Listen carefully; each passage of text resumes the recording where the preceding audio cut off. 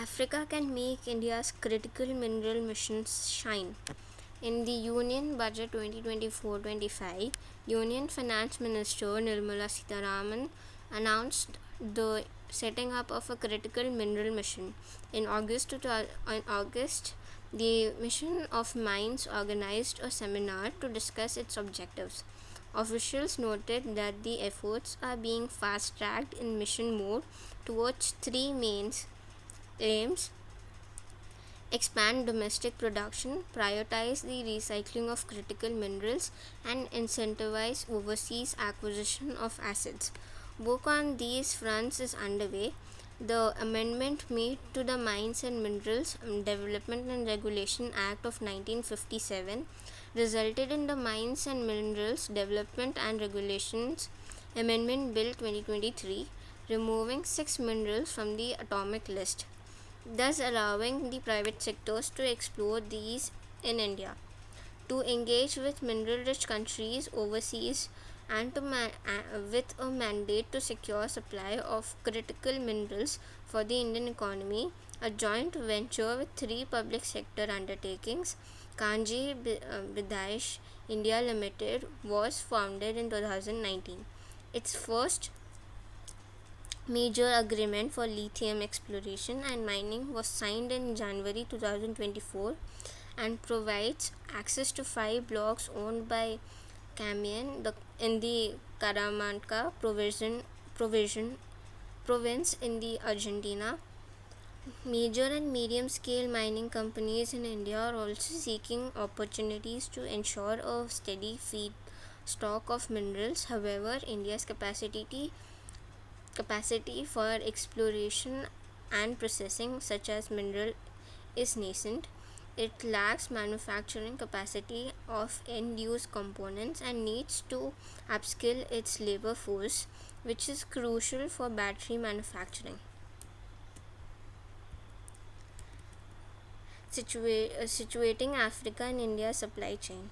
For India's critical mineral mission to succeed, New Delhi will have to find ways to leverage its existing partnerships with countries in Africa, a region that houses 30% of the world's known critical mineral reserves.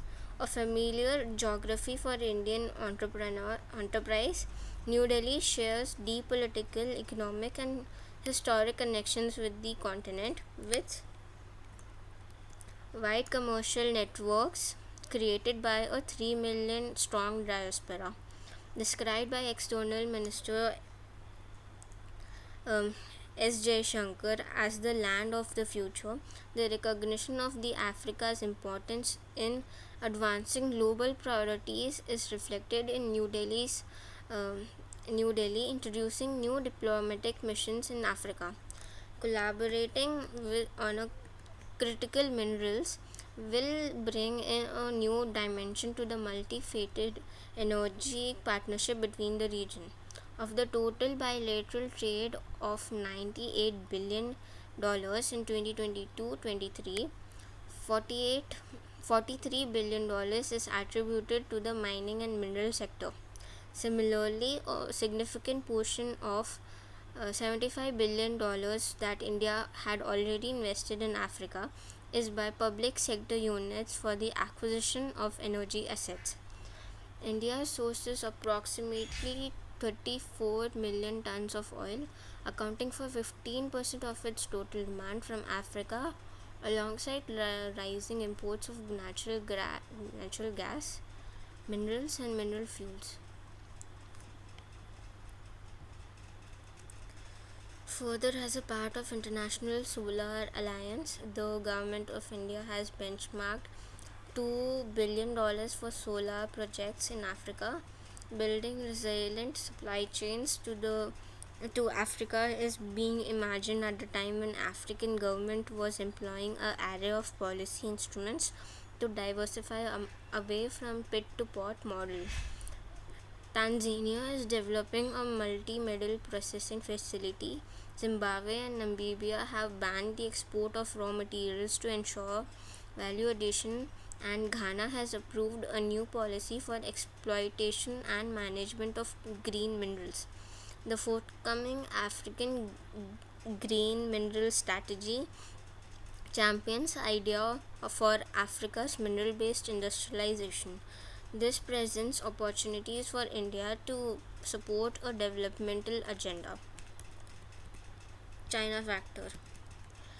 Increasing international attention, especially the extent of control China exerts over the value chain, possesses economic and security risk for India. With its early acquisition of assets, development of processing and manufacturing capabilities, Beijing enjoys amorphous influence. Chinese mining companies have a significant presence in cobalt mining in Democratic Republic of Congo and recently signed a $7 billion mineral for infrastructural deal. Opportunities for collaboration.